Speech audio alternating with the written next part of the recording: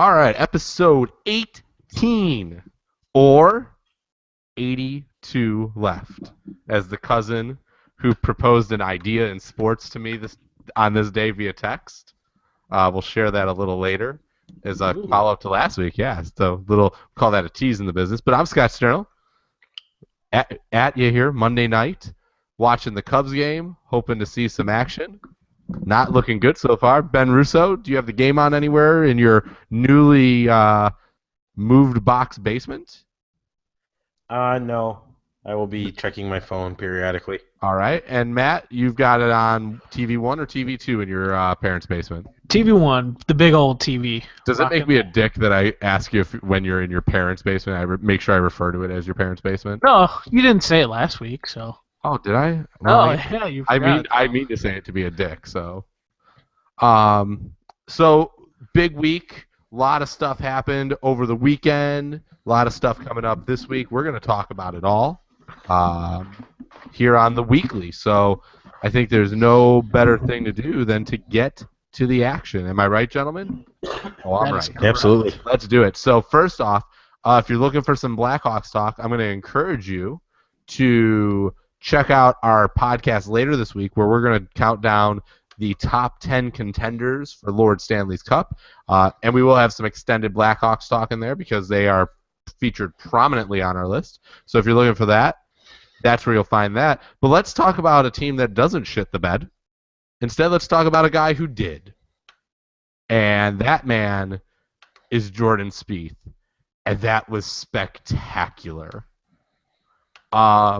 I like to rank my sports shock moments by simply going, okay, as I'm watching it, if I put my hands over my mouth, I'm watching like a true implosion. And I just stood there. I was at my parents' house with my hands like this. Ben and Matt can see me. If you're watching on YouTube, you just saw it.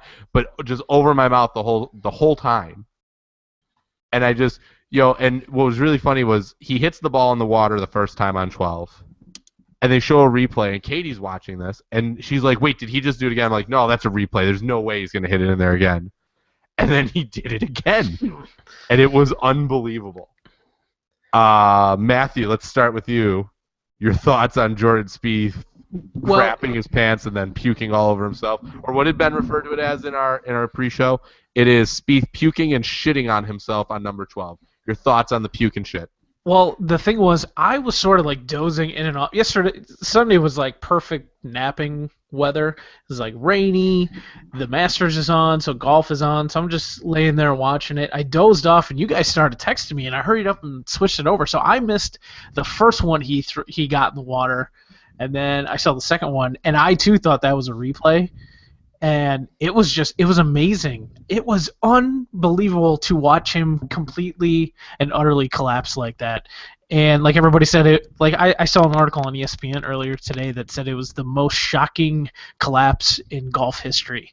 Like more so than Greg Norman's big meltdown. And I think it was just because, Spieth was just rolling. He was rolling all week. He was rolling up to that point yesterday. He had at the time, what did he have? How big of a lead? It was only a couple strokes at that point. He went from a three-shot lead to being down 4 at some point, I thought is what it was. Yeah, it was a 7 strokes.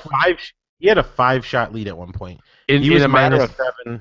Yeah, at the turn, he was up 5. And in a matter of 50 minutes, I think was the real-time count, he went from up 5 to down 3. Yeah, because it was -4, and then he dropped to -1. Yeah, so it was rough to watch. Ben, you were the leader of us texting. So yeah, that was. I said I don't quite put that on the Van de Velde Norman list, but that's right there. That's like. Is it on the list if he didn't win it last year? Probably. Well, no, because I think his age played a huge factor in it too. Like. Mm-hmm. He still has a lot of golf ahead of him. Probably going to win another 1 or 2, I would guess, somewhere along the way. But as soon as it first happened, the first thing that I texted you and I said, how do you go short there? Like, knowing this green, I think he did it last year or 2 years ago too. Same Mm-hmm. hole, he went in the drink, went short. Like, that hole, it's all pitched back. Like, if you go short, you're dead. You're going in the water. So how you go short there is beyond me. And then just the drop, and then the complete and total duff. I mean, that was a shot, one of the three of us make, where you hit a foot behind the ball and kick that giant piece of dirt up and knock the ball in the water. I mean, that was just an all-timer. You don't see those kind of shots very often from the pros. I mean, you'll see, a hook or a slice or something like that maybe, but you don't really see the mishits that bad like that. It was fun and horrible to watch at the same time. I mean, the guy had a chance to be part of history and really just let it go. I mean, when you really think about it, he did a quad on that hole, quadruple bogey. Yeah. I mean, if he bogeys the hole, he's your winner. I mean, it's that simple. It's just insane. I mean, And he was right there. And what's remarkable too is, I even at that point watching it was like, I think he could still win this. I definitely felt like he was on his way. he got And that the way birdie at 15. He had a shot at birdie on 16 to get it to 1. And then, I mean, and for the guy that had just made every freaking putt for the last 2 Masters, to watch that slip away was tough. Matt, you were going to say something. Go ahead. Yeah, I was just gonna say, like, I was in that same mindset as you, Scott. That I thought, okay, he could still go and get this, especially the way people were hitting on 16. Like, what was there yesterday? 3 hole ones. 3 hole in ones. I mean, not that I thought he was gonna go up there and get a hole in one, but obviously a birdie was because that's what, a par 3, 16. Yeah. Yeah. So I mean, he very easily could have got a birdie, or I was thinking he was very easily going to get a birdie there. So, I mean, I guess it made the final few holes a little more interesting. I didn't like seeing him stumble like that. I like Jordan Spieth. I think his success is good for the game, and whether or not, it's funny too. We haven't even mentioned Danny Willett yet. The guy who Hey, a actually Danny wins for it. you, Ben. That's a Danny for you. Remember, you texted us a few weeks. You texted us a few weeks ago, going, "Hey, how many famous Dannys do you know?" Well, we got another one to the list now. Yeah, well, I don't think that was he's. Matt. Yeah, I think that was was it me Matt? because I can only think of like Danny Manning. Yeah. Danny It was Tartable. because Just thought of that one. Oh, there you go. And it was because the Bears had signed Danny Trevathan. Danny Trevathan, yep. Yeah. So there you go. Willett played unbelievable. I mean, that's the kind of final round you have to have in order to win the Masters. And he had the cool story, he wasn't planning on being at the Masters because his wife was pregnant. She Yep. went into labor early, I believe.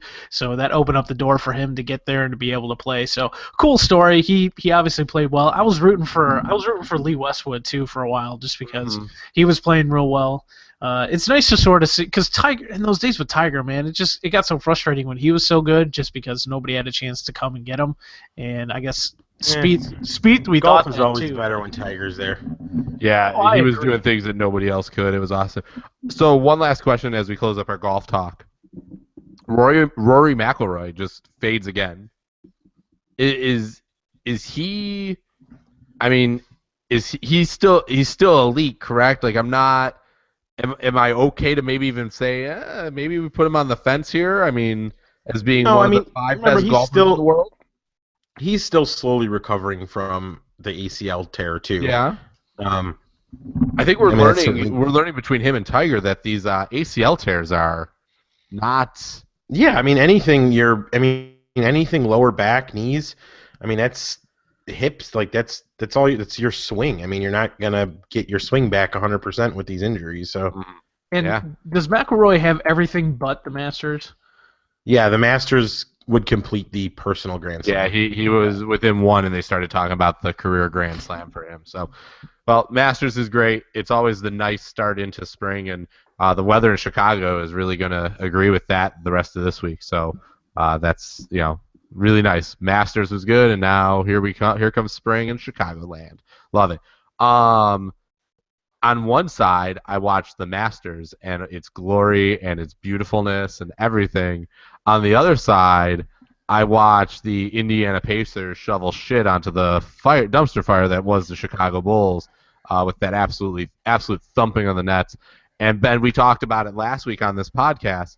The Bulls needed to go 1-1 against Memphis and Miami, and instead they went ahead and laid a massive egg back to back, and that was the end of it. And here we are. We're looking at this and going, how did this happen? And for me, the easy answer is obviously they got rid of Thibs. Hoiberg's not as good of a coach as Thibs. The personnel doesn't match what Hoiberg wants to do, so it wasn't even a good hire to begin with, even if you wanted to replace Thibs. But man, it is hard to look at this as a franchise that isn't in official basketball hell right now.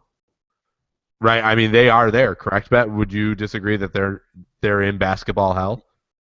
Yeah, I mean they've been there. I mean we saw this coming years ago.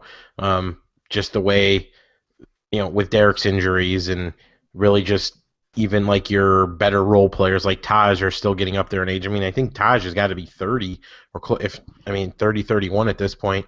With adding Paw, I mean, that he's gone. I mean, I hope he's gone. I really hope to God this that weekend was he is gone, and Taj is 30. Yeah, so I mean, they're just an injured aging team at this point. So, the concept of what to do now. I mean, at this point, if you're a Bulls fan, you're cheering to God that somehow the Sacramento Kings win 2 games and the teams behind them win. Or I'm sorry, the Sacramento Kings win 2 games and the team behind them lose. I think at best the Kings would fall to the 10 spot. In which case you would need somebody to jump ahead of them in the lottery for the Bulls to end up with that pick. So looking very unlikely that's going to happen. But wouldn't that be amazing, though, if the Bulls lucked into that? Like, not only do the Kings need to fall 1 spot, but the Bulls jump into the top 3. The Bulls jump in and the Bulls get their pick. So the report came out over the weekend that Paw is gone. Matt, how inexcusable does that now make the Bulls not trading Gasol at the deadline? The 3 of us were all in complete agreement that he needed to go. Made the most sense for a team that was definitely not going to be, we were still on the fence whether or not they make the playoffs, but we didn't think they were going to make any headway when they got into it. So it's frustrating. And especially when they came out after the fact, Gar comes out and says, "Yeah, I think Pau can be, a cornerstone, a building block, part of the core. Part of the core, yeah. At 36 years old, it's this whole team. I mean, we've been talking about this for the last month, 2 months, 3 months, whatever it is. Just how terrible everything is from top to bottom. Today, I thought it was hilarious. So Derrick Rose says he's not playing the last 2 games of the year. Whatever, but he also said, but he also said he believes the team can still win a championship. Which is got to save those knees for graduations and business meetings, Matt. Yeah, honestly, this was the smartest thing they did though this year was to not make Rose play these last 2 games. I mean, why? Like really, that's the best thing they could do because he's probably going to be back, and at this point, you just don't want him to break something else these last 2 games. And then I also thought it was interesting because they were talking to Jimmy Butler today, and they're asking him if he and Rose can coexist in the future. And then this quote from Butler, he says, "Come on, man, that shit always comes up, man. When we're losing, I'm tired of talking about that bullshit." Well, it's not bullshit. That's something they have to talk about because they clearly can't work together. I mean, we figured this. We've heard this all year long that we can figure it out. We can figure it out. They haven't. And then Hoiberg's made a comment today, Monday, that maybe he'll have to stagger their minutes next year, meaning not have them on the court at the same time together. That's good. That makes sense. Terrible. And Hoiberg's lost complete control of this thing. It's been all downhill from game 1. Ben, what's the minimum you need to see from the Bulls? I mean, Gar's got to go.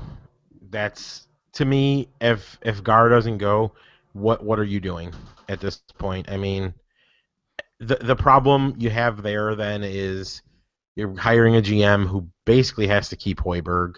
I mean, you have to keep Hoiberg for at least a couple more years. That 5-year deal looks asinine more and more. maybe you hope to God that Hoiberg wants to go back into college and he's willing to, kind of walk away to take that college job again. But I don't personally see that happening. He wasn't really a hot commodity as a college coach either, which makes it so frustrating that the Bulls had to give him 5 years. I think you need to get a different voice upstairs, and it needs to come from outside the organization, and I mean that more.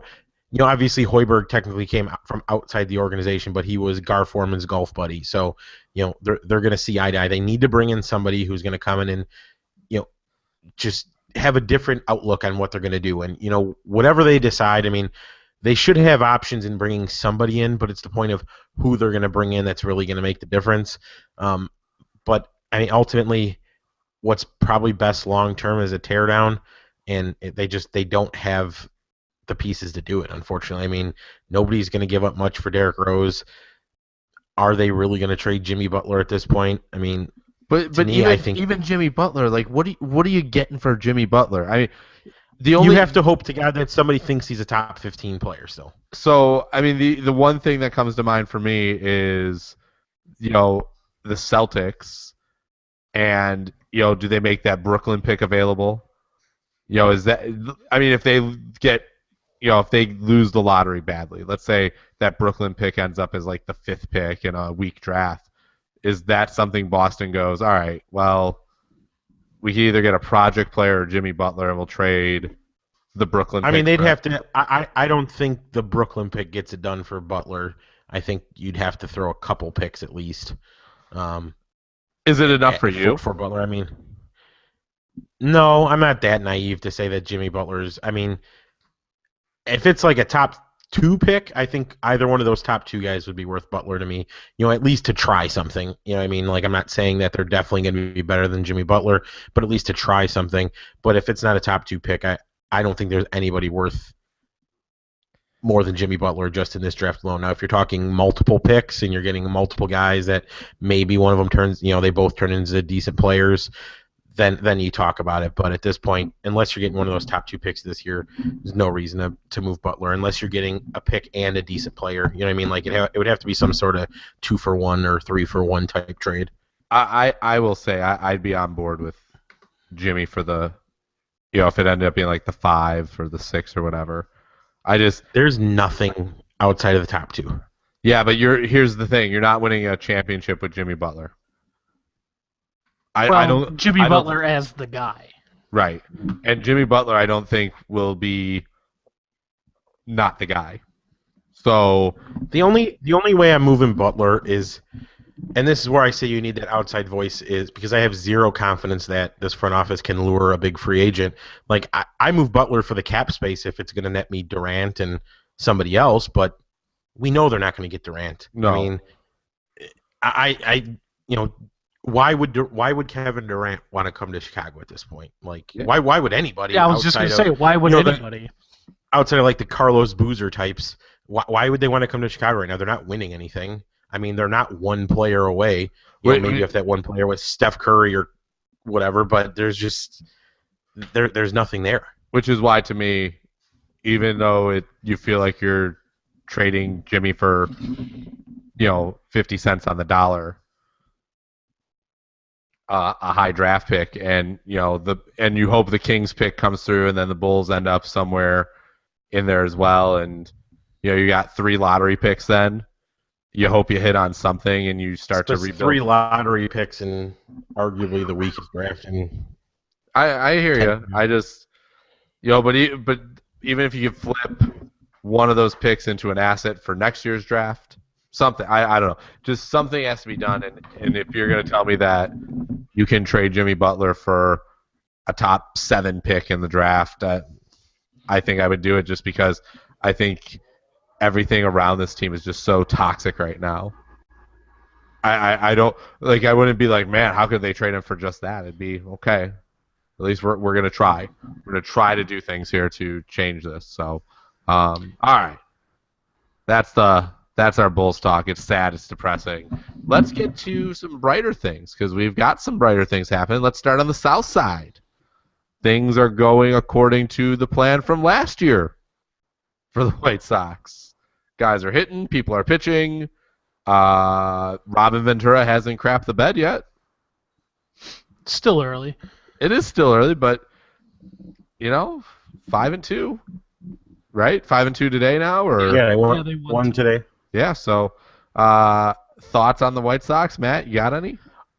First of all, I've only been able to sort of dip in and out of them so far this year. I know Adam Eaton is off to a hot start. What's he batting here? 417. So that's not a bad start. 10 hits and 24 at bats. Abreu's been doing pretty well. I know he's cranked out a couple home runs. Todd Frazier, he's pretty much been all power or nothing so far, but gives them a little bit of a jolt. I think Deanna Navarro, as much as he's not that good of a hitter anymore, he's really helped that pitching staff out. I know that he helped pick, what was that, with Danks? He said Danks was sort of tipping his pitches, and, Danks didn't pitch all that well in his start, but sort of is what it is. But, they're doing what I think people were hoping they would do. I'm actually a little surprised that they're where they are right now. And, but hey, you never know. It's a long season, but I think so far I really do like what both Abreu and Eaton have done so far. So if they can keep it up, I mean, obviously Eaton's not going to bat 417 the rest of the year, but if he can continue to get on base and you got a guy like Abreu down there that can bring him in, anything can happen. Ben, I feel like we're all going to mirror those thoughts there. I mean, the Sox. Yeah, I think obviously the biggest thing is nobody. I mean, obviously Eaton is off to a hot start, but nobody else is really dominating numbers wise. I mean, even their number one pitcher, Chris Sale, looked dominant for the most part, but he's had a couple of rough innings. I mean, he's got a 3.86 ERA at this point. He's obviously pitched better than that, but I mean, he's not going to have a 3.86 ERA the whole year. That's going to go down. I think Carlos Rodon, a very promising outing. I mean, he did. I don't know if he got the loss, but the team lost the game on his start against Sonny Gray in Oakland. But I mean, he went head-to-head with Sonny Gray. I think he only had like one, maybe two walks.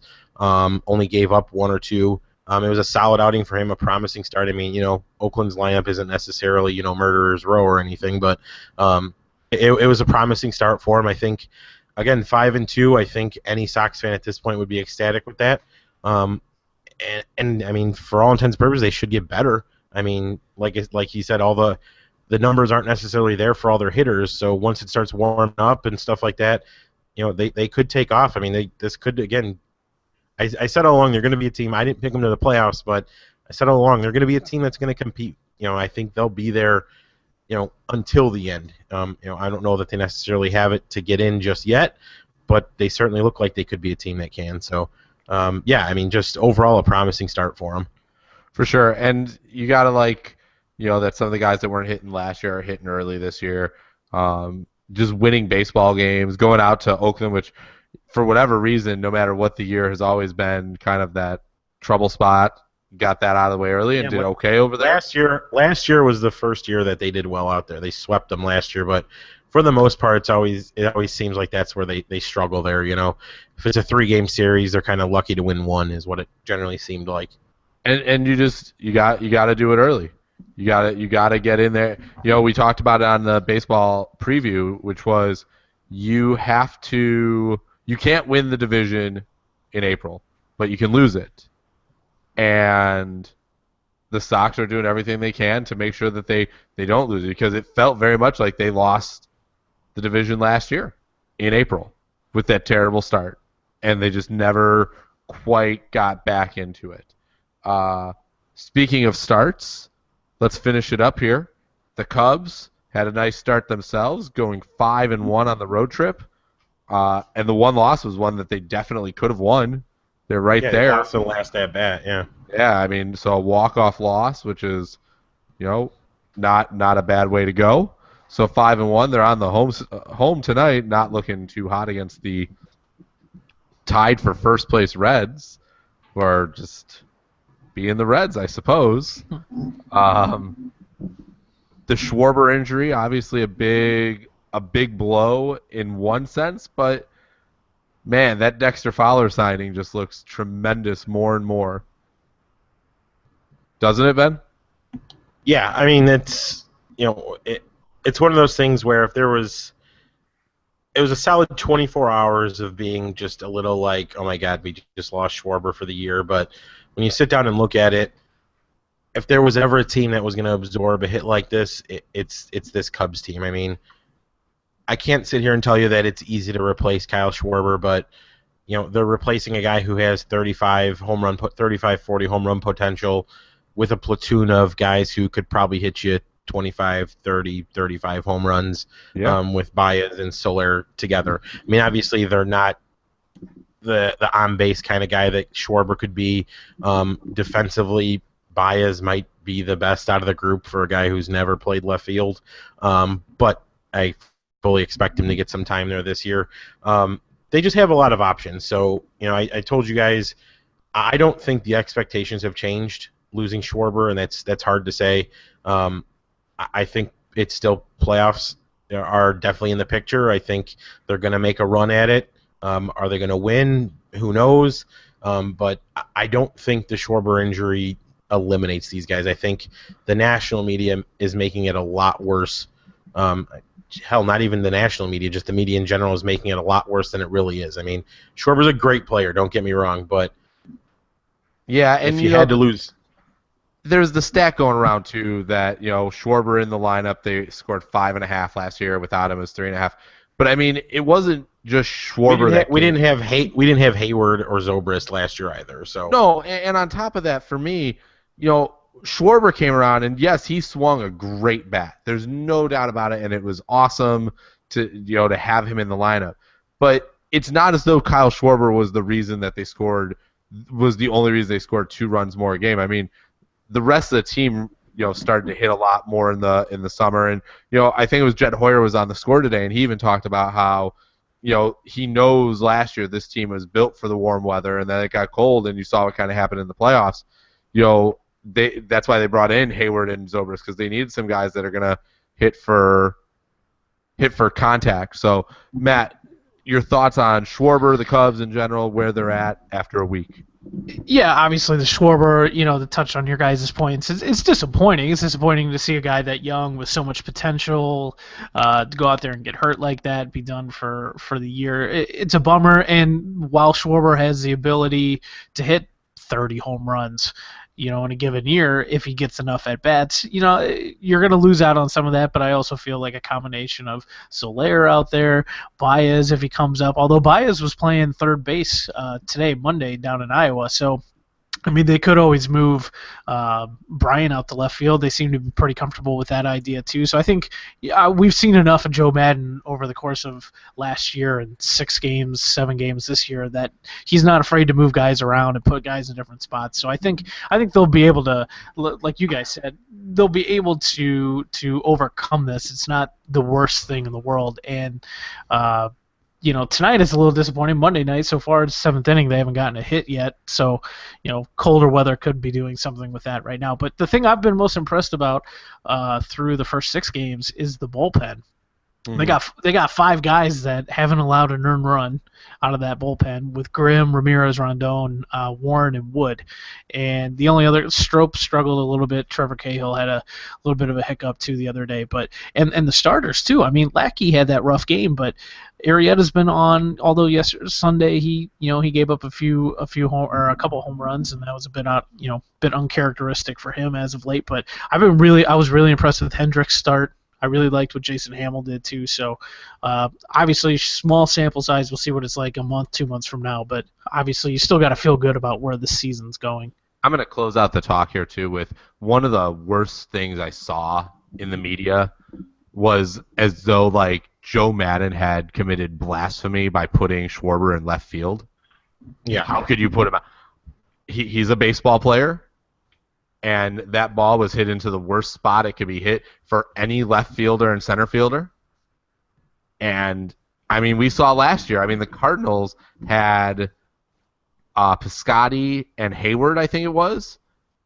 They collided, and Piscotty had a terrible concussion, on a ball that was, again, just hit into that gap, and it's no man's land, and, you only call it if you think you get it. That kind of stuff happens no matter the quality of left fielder and center fielder that you have. But I hated this. Oh, how could Madden play him out there? You have to play him there. It's the only place that you can play him on the diamond. You can't play him in right because Hayward's there. You can't play him in center. So the only outfield spot is there. He's not playing in middle infield. He's not playing. Ideally, if you didn't have Rizzo, you'd play first. But you do have Rizzo, who could be an MVP. It's not going to work anywhere else. That's the only spot. There's no DH, and unless you were going to get a monster haul for Schwarber to go be a DH in the AL, you're not moving him. So the idea that Madden had done wrong by Schwarber by putting him in left field just absolutely drove me nuts. Am I in agreement here? Yes? Yeah, I agree. You have to play him somewhere. He's not going to catch every day. You have Miguel Montero, who's a pretty good defensive catcher. Ross is obviously Lester's guy. So Schwarber was going to get his 1 day a week behind the plate with probably Hamill, and then you got to play him somewhere. I mean, I don't fault Joe Madden for putting him in left field. It's like you said, it was a freakish thing that happened, and it could have happened to anybody. For sure. All right, so that's the weekly. Those are the 4 topics we're talking about this week. Spieth puking and shitting himself on 12 at the Masters, the Bulls, and where they're going to go from here. The Sox and Cubs both off to excellent starts. Let's hope it stays that way because there is sometimes nothing better in Chicago than good summer baseball, and we're on the right track to a long summer of good baseball, and especially with the unknown that is the Bears. We might need the Cubs and the Sox come September and October to keep us occupied while the Bears are doing who knows what to start the year. So, for Ben Russo and Matt Urich, I'm Scott Sterno. Thank you for listening to The Weekly. Be sure to check out our podcast later this week on our top 10 NHL Stanley Cup contenders.